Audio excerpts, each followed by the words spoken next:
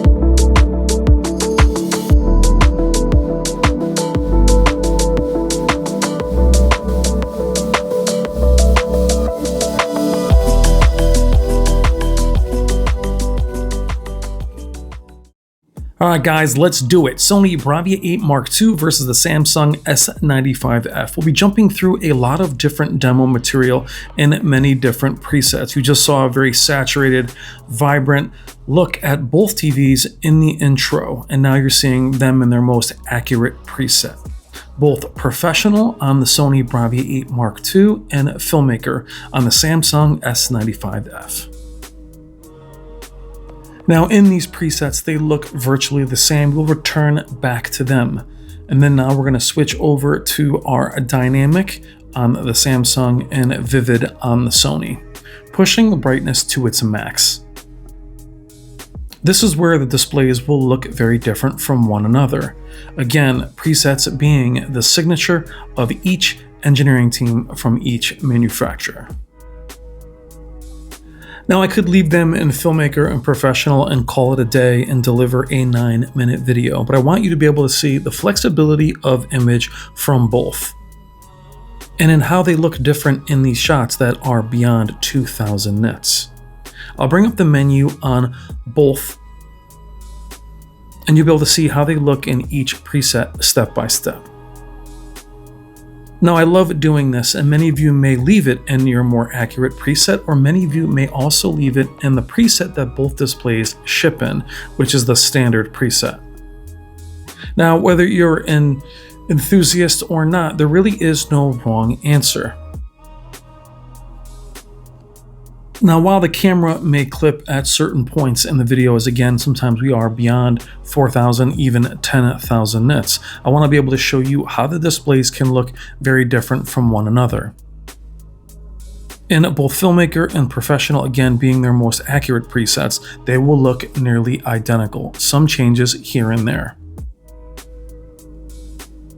But you can see the differences in color, not just which one may have more color or more rich color, but what, again, the signature is from the manufacturer's engineering team. How is their interpretation of vivid, dynamic, standard, cinema, movie? Their opinion, the way these TVs are tuned, is very important to what you'll see at home. On the Sony, we have the XR Cognitive processor, and on the S95 from Samsung, we have the NQ4 AI Gen 3 processor. Now, the XR Cognitive processor is always present on Sony's displays, from which this year would be the Bravia 5 all the way up to the Flagship, where for Samsung, the NQ4 AI Gen 3 processor is not the top of the line processor. That is relegated to their 8K Neo QLED Flagship QN990F. And when watching each shot, ask yourself, which do you prefer? In some cases, the Samsung will look more accurate or more true to life. Same with the Sony. They literally change shots each time. Again, keeping them in their most accurate preset as you see right now, again, both in filmmaker and professional, there are very subtle differences in color, that being their interpretation of what the correct color is. In brightness, they look virtually the same in many cases.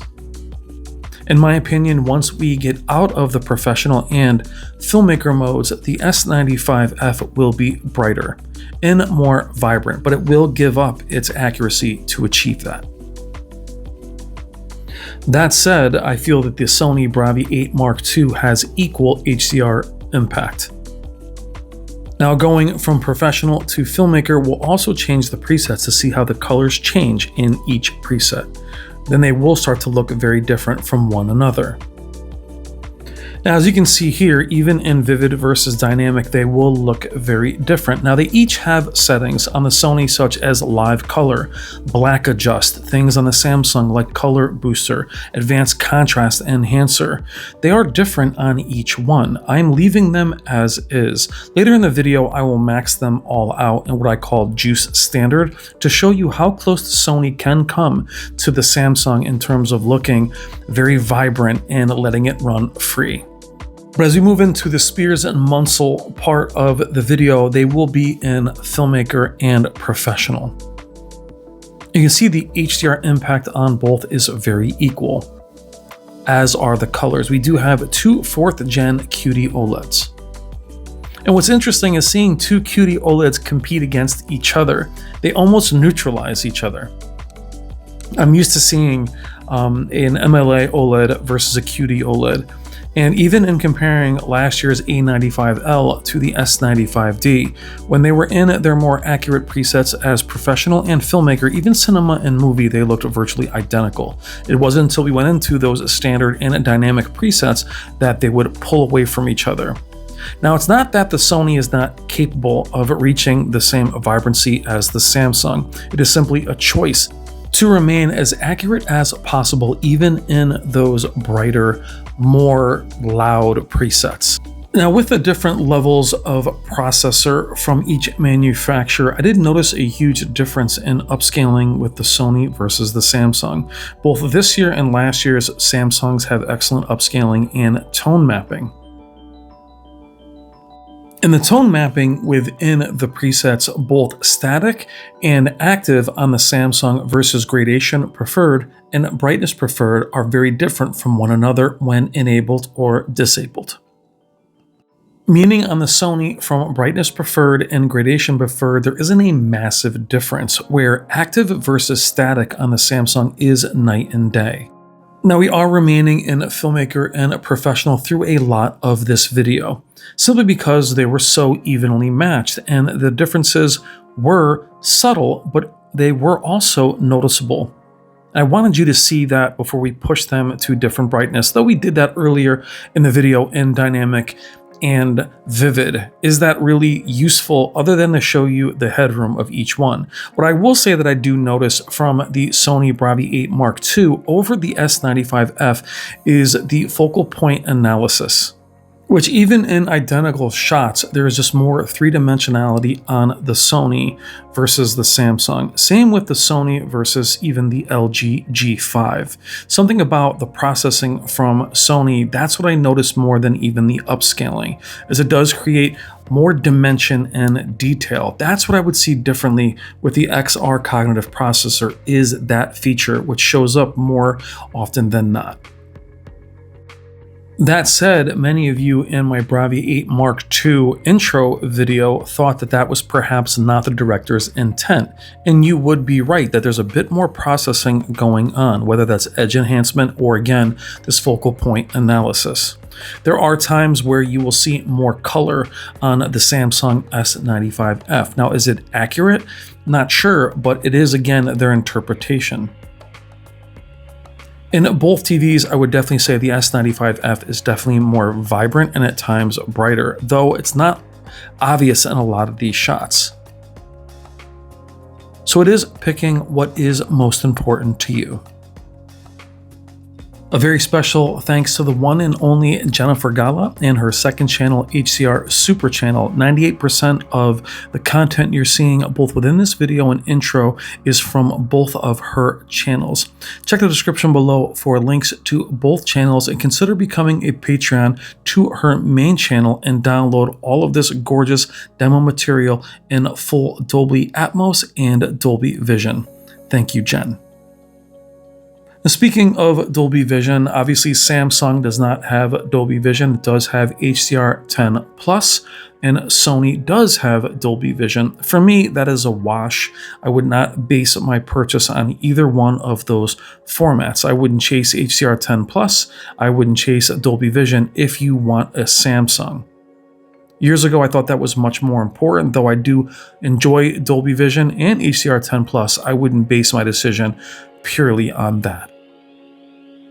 A very special thanks to Robert and Wendy Zone of Value Electronics for, again, letting us commandeer their store to have these two amazing TVs do battle. Please consider making your next AV purchase through them. Check the description below for all their information. Let them know that Brian from Brian's Tech Therapy sent you. They will take amazing care of you. Thank you, Robert. Thank you, Wendy. Now, I love this shot from Jennifer Gala as you have these seagulls hovering. There is an amazing amount of depth of field and three-dimensionality on both. But this is where you will see that focal point analysis on the Sony. A bit more three-dimensionality. Though I'd argue the S95F is a touch brighter. Now, while that shot does have depth of field added, it looks more 3D, in my opinion, on the Bravia 8 Mark II.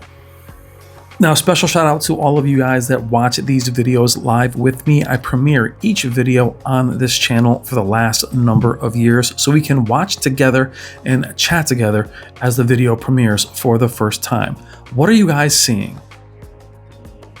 Which do you prefer? The slightly more detailed Sony Bravia 8 Mark II or the slightly brighter and more vibrant Samsung S95F? What do you see in each shot? Let me know in detail what you're thinking, as I find this as a fascinating matchup. I personally think that quantum dot OLEDs are the best TV technology right now.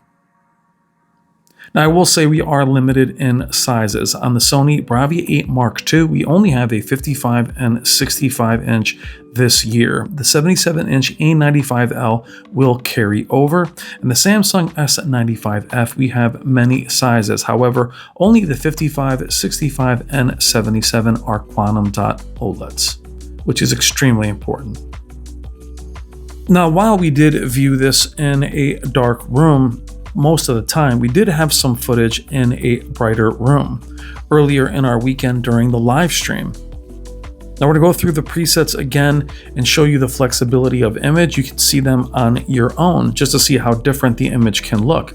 But what was interesting is the anti-glare on the S95F, the much maligned anti-glare, didn't really look much different than the Bravia 8 Mark II in direct sunlight, meaning the raised blacks weren't a direct effect of the anti-glare treatment. It was actually the QD-OLED panel itself that also raised blacks on both. Now, even though the Bravia 8 Mark II is glossy, in direct sunlight, it did raise the blacks. Now, the glossiness wasn't as evident. They actually both looked matte, which was oddly enough, meaning that you would check out the screen finishing, but I wouldn't base my decision solely on that feature, whether it's there or not. And I can see the flexibility of image on both. From Samsung, you can go very accurate and realistic in filmmaker and movie, and then get yourself up to a more poppy, vibrant preset, where the Sony has excellent flexibility as well, but it will retain accuracy even in those more standard and vivid presets. I've mentioned that earlier, but it's very important to note. Speaking of that, what is your tendency? How do you watch TV? What preset would you be in? Would you calibrate your TV? These are both very accurate out of the box, but do you change the settings when you unbox your TV? Other than turning off all the eco settings, do you watch it in standard, which it ships in? Both these TVs do. Or do you move it into cinema or movie or IMAX enhanced? Do you like it at the brighter presets? Let me know in the comments what you think. Now, I know many of you ask, why am I showing demo material and why am I not showing movies, shows, sports, etc.? YouTube's copyright is brutal, and I have fought it many times, and I will not risk my channel for it. I hope you understand. Plus, this content is a much higher quality and nit in terms of peak brightness, really pushing these TVs to look different. They look virtually the same watching SDR regular TV content, or even a lot of movies. This content is where they will look different, but please understand, copyright is brutal on YouTube. Now, nearing the end of the video, what do you think about both of these amazing displays? Now, while I shot these at Value Electronics, the Sony Bravia 8 Mark II sample is also heading to my studio. It'll be there tomorrow or the same time that you're watching this. It'll go against the LG G5 and the Samsung S90F. And also the S95F review sample is on its way to me as well. So these TVs will match up again. I love this shot, but look at the S95F's peak brightness pulling away, giving you the more transparent look on that drum. Where the Bravia 8 Mark II looked more similar to the G5 in this same shot when it went against the S95F. So there's times where that extra brightness and extra vibrancy really serves the S95F. A little bit of motion handling here. Now, while I won't be showing gaming in this specific battle, the Samsung S95F is head and shoulders the better gaming display, especially for PC gamers. You have 4 HDMI 2.1 capable of 4K 165 Hz, where the Sony Bravia 8 Mark II has only 2 HDMI 2.1 capable of 4K 120. That said, the Sony's game mode is gorgeous. There is only 3 presets, RTS, FPS, and standard, where the Samsung has about 6 or 7 customizable presets. They look very different from one another in gaming, which is why I don't compare them, as they look so absurdly different. There's no way to actually really compare them. But the Samsung definitely gets the edge in terms of gaming, especially if you're gaming on a PC. And if you want to game on a console, both are more than adequate. Now, at the very end of this video, please let me know your thoughts and details in the comments below. What do you think of these two titans? Now, the Sony Bravia 8 Mark II is a flagship for Sony this year. It does share that with last year's Bravia 9, but it is the flagship OLED. The S95F is also a flagship, but only in the OLED category. The 8K QN990F is the true flagship. What are your thoughts on these two monsters? Now, at the very end of the video, I'm going to move it into what I call juiced standard to match the Sony with the Samsung, meaning live color, black adjust is all, and the brightness preferred tone mapping is enabled. Same with the Samsung, because the presets don't always match up. For instance, the Samsung will have color booster on in their movie preset, or I should say the cinema preset, All right, it is the movie preset, but Sony won't have that in the cinema preset. So here I'm matching them and maxing them both out, meaning the Sony kind of look just as vibrant, get you almost there. So the differences in the signatures of both within the presets are very different. Live color, dynamic contrast are all enabled in the Samsung. There are times where the tone mapping is in active versus static. For the most part, most of the Sony presets are gradation preferred, with live color either on low or disabled altogether. In order to truly match them, you would max all those preset parts out just to have them look as they do here to see the headroom. The Samsung can get much more saturated. Now they'll both clip in certain shots here as they are very bright. Neither one of them dimmed at all during my testing, but they are both absolutely gorgeous and the HDR impact is amazing. You see here though, the resolution of the gradients of the sun behind the Sony is more evident. So more often than not, you're trading some fine detail on the Samsung for vibrancy and brightness and perhaps a bit more HDR impact. All right, guys, I hope you enjoyed this QD-OLED battle. I'm Brian. This is Tech Therapy. Please consider liking and subscribing. Thank you all so much for watching. Love you guys. Take care.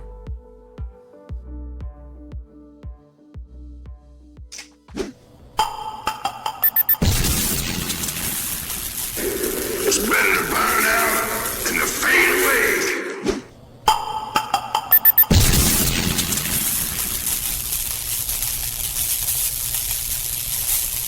I belong to nobody!